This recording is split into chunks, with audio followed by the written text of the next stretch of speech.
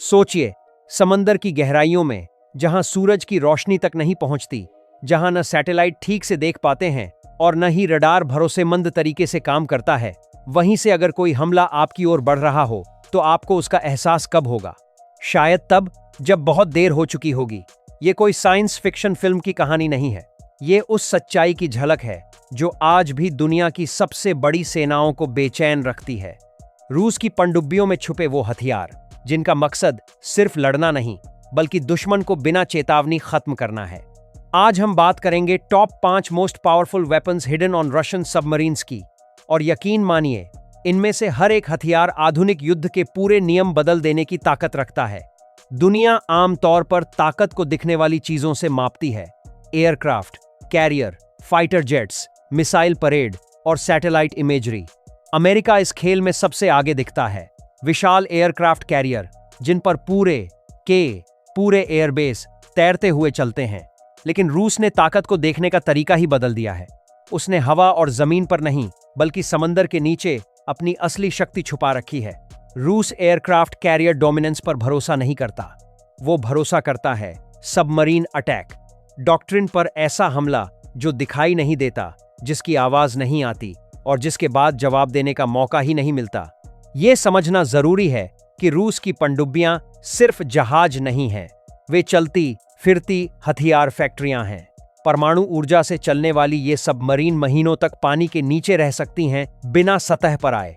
इनका सबसे बड़ा हथियार सिर्फ मिसाइल नहीं, बल्कि इनकी अदृश्यता है। और इसी अदृश्यता के अंदर छुपे हैं वो हथियार जिनकी वजह से नेटो और अमेरिका को हर वक्त वर्स्ट केस सिनारियो के लिए तैयार रहना पड़ता है। सबसे डरावनी बात यह है कि ये हथियार कोई पुराने सोवियत जमाने की तकनीक नहीं है। इनमें से ज्यादातर आज भी ऑपरेशनल हैं और कुछ तो हाल के वर्षों में कॉम्बैट टेस्टेड भी हो चुके हैं। ये भविष्य की योजनाएं नहीं हैं, ये वर्तमान की हकीकत हैं। और इनमें से कई हथियार ऐसे हैं जो कन्वेंशनल और न्यूक्लियर दोनों तरह के हमले करने में सक्षम हैं, यानी एक ही प्लेटफॉर्म से सीमित युद्ध भी और विनाशकारी युद्ध भी। सबसे पहले बात करते हैं उस हथियार की जो अक्सर किसी हमले की शुरुआत करता है: कैलिबर मिसाइल। कैलिबर एक लंबी दूरी की क्रूज मिसाइल है जिसे रूस अपनी पनडुब्बियों से लॉन्च करता है। इसकी रेंज 100 किलोमीटर से भी ज्यादा मानी जाती है और यही वजह है कि दुश्मन को इसका अंदाजा बहुत देर से होता है। ये मिसाइल बहुत कम ऊंचाई पर उड़ती है, जमीन या समंदर की सतह से चिपककर। इसका मतलब है कि रडार इसे तब पकड़ते हैं जब ये लगभग लक्ष्य तक पहुंच चुकी होती है। यूक्रेन युद्ध में कैलिबर का इस्तेमाल पूरी दुनिया देख चुकी है। यही वजह है कि इसे रूस का साइलेंट ओपनर वेपन कहा जाता है, शांत, सटीक और बेहद खतरनाक। कैलिबर के बाद आता है वो हथियार जो खास तौर पर बड़े युद्धपोतों के लिए बनाया गया है: P-800 ऑनिक्स। ऑनिक्स एक सुपरसोनिक एंटी शिप मिसाइल है जो मख 2.5 की रफ्तार से उड़ती है। ये मिसाइल समंदर की सतह के बेहद करीब उड़ान भरती है ताकि रडार से बच सके। और अगर रडार इसे पकड़ भी ले तो रिएक्शन टाइम इतना कम होता है कि डिफेंसिव सिस्टम्स को फैसला लेने का मौका ही नहीं मिलता। एयरक्राफ्ट कैरियर जैसे विशाल और महंगे टारगेट्स के लिए ऑनिक्स किसी नाइटमेयर से कम नहीं है। रूस की कई पनडुब्बियां इस मिसाइल से लैस हैं और यही वजह है कि बड़े नेवल टास्क फोर्सेस को हर वक्त सतर्क रहना पड़ता है। लेकिन असली डर यहीं से शुरू होता है, क्योंकि अब हम उस हथियार की बात करने जा रहे हैं जिसने पूरी दुनिया की मिसाइल डिफेंस थिंकिंग को हिला दिया है: 3 ज़िरकॉन। ज़िरकॉन एक हाइपरसोनिक मिसाइल है जिसकी रफ्तार मख 8 से भी ज्यादा बताई जाती है। इतनी तेज कि मौजूदा मिसाइल डिफेंस सिस्टम्स के लिए इसे ट्रैक करना, सोच पाना और रोकना तीनों लगभग असंभव हो जाते हैं। ज़िरकॉन को खास तौर पर रूसी परमाणु पनडुब्बियों से लॉन्च करने के लिए डिजाइन किया गया है। इसका मुख्य लक्ष्य दुश्मन के एयरक्राफ्ट कैरियर्स। यही वजह है कि नेटो इसे सिर्फ एक मिसाइल नहीं, बल्कि कैरियर किलर मानता है।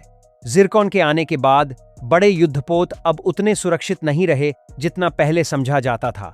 अब बात करते हैं एक ऐसे हथियार की जो पारंपरिक सोच को पूरी तरह तोड़ देता है: VA-111 शक्वाल। आमतौर पर टॉर्पीडो पानी में तैरते हुए आगे बढ़ते हैं और उनकी गति सीमित होती है, लेकिन शक्वाल इस नियम को नहीं मानता। ये सुपर कैविटेशन टेक्नोलॉजी का इस्तेमाल करता है, जिसमें टॉर्पीडो अपने चारों ओर हवा की एक सुरंग बना लेता है। इससे पानी का रेजिस्टेंस लगभग खत्म हो जाता है और शक्वाल 200 नॉट से भी ज्यादा की रफ्तार पकड़ लेता है।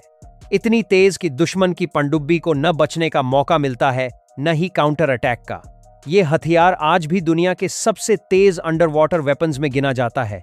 और अब आते हैं उस हथियार पर जिसे कई विशेषज्ञ सिर्फ हथियार नहीं बल्कि कयामत का औजार मानते हैं, पोसाइडन टॉर्पेडो।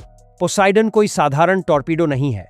ये एक nuclear powered under water drone है जो हजारों किलोमीटर तक पानी के नीचे सफर कर सकता है। इसका मकसद सिर्फ जहाज डुबोना नहीं बल्कि दुश्मन के कोस्टल सिटीज को रेडियो एक्टिव बना देना है। इस पर लगाया गया न्यूक्ल ईयर वॉरहेड इतना शक्तिशाली माना जाता है कि ये समुद्र के अंदर मैसिव एक्सप्लोजन पैदा कर सकता है, जिससे तटीय इलाकों में सुनामी जैसी तबाही मच सकती है। अगर पोसाइडन का इस्तेमाल हुआ तो वो सिर्फ एक सैन्य हमला नहीं होगा, वो सिविलाइजेशन लेवल डिजास्टर होगा। यहीं पर खेल पूरी तरह बदल जाता है। अमेरिका और उसके सहयोगी देश आसमान पर राज करते हैं, लेकिन रूस ने समंदर के नीचे ऐसा जाल बिछा रखा है जहां घुसना आसान है, निकलना नहीं। ये हथियार सिर्फ ताकत का प्रदर्शन नहीं है, ये एक संदेश है कि आधुनिक युद्ध अब दिखता नहीं, महसूस होता है। इन सभी हथियारों की टेस्टिंग, डिप्लॉयमेंट और एक्सरसाइजेस को नेटो सैटेलाइट्स और डिफेंस इंटेलिजेंस लगातार ट्रैक कर रहे हैं। कैलिबर और जिरकॉन को कॉम्बैट टेस्टेड माना जाता है और पोसाइडन को लेकर खुद अमेरिकी डिफेंस एनालिस्ट्स ये मान चुके हैं कि इसका कोई परफेक्ट जवाब अभी मौजूद नहीं है। यही वजह है कि रूस की सबमरीन फोर्स को दुनिया की सबसे खतरनाक ताकतों में गिना जाता है। ये वीडियो डर फैलाने के लिए नहीं है, ये समझाने के लिए है कि आज की दुनिया में युद्ध सिर्फ गोलियों और बमों से नहीं लड़े जाते। आज युद्ध छुपकर लड़े जाते हैं डेटा से, साइलेंस से और गहराइयों से। और जो देश समय रहते इस सच्चाई को समझ गया, वही आने वाले दौर में खुद को सुरक्षित रख पाएगा।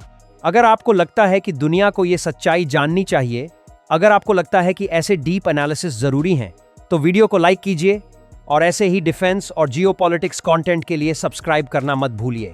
तो ये थे रूस की पनडुब्बियों में छुपे top 5 most powerful weapons: Kalibr, Onyx, Zircon, Shkval और पोसाइडन।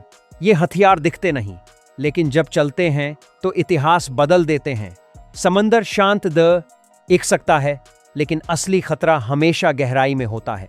समझने वाली बात यह है कि रूस की सबमरीन स्ट्रैटेजी सिर्फ हथियारों तक सीमित नहीं है, बल्कि ये पूरे युद्ध दर्शन का हिस्सा है। रूस मानता है कि भविष्य के युद्ध वही जीतेगा जो पहले दिखे बिना हमला कर सके। इसीलिए उसकी पनडुब्बियां सिर्फ फायरिंग प्लेटफॉर्म्स नहीं हैं, वे इंटेलिजेंस कलेक्टर्स, साइकोलॉजिकल वेपन्स और डिटेरेंस टूल्स भी हैं। जब किसी समुद्री इलाके में रूसी न्यूक्लियर सबमरीन मौजूद होती है, तो दुश्मन को सिर्फ एक खतरा नहीं बल्कि अनिश्चितता का सामना करना पड़ता है। और युद्ध में अनसर्टेनिटी अक्सर हथियारों से ज्यादा खतरनाक साबित होती है। अमेरिका और नाटो के लिए सबसे बड़ी चुनौती ये नहीं है कि ये हथियार कितने ताकतवर हैं। असली चुनौती ये है कि ये कब, कहां और किस दिशा से आएंगे, ये पता ही नहीं चलता। एयर पावर को सैटेलाइट से ट्रैक किया जा सकता है, एयरक्राफ्ट कैरियर्स को रेडार और सर्वेलेंस से देखा जा सकता है, लेकिन एक न्यूक्लियर सबमरीन जो महीनों तक पानी के नीचे रह सकती है, उसे ट्रैक करना आज भी दुनिया की सबसे कठिन सैन्य समस्याओं में से एक है।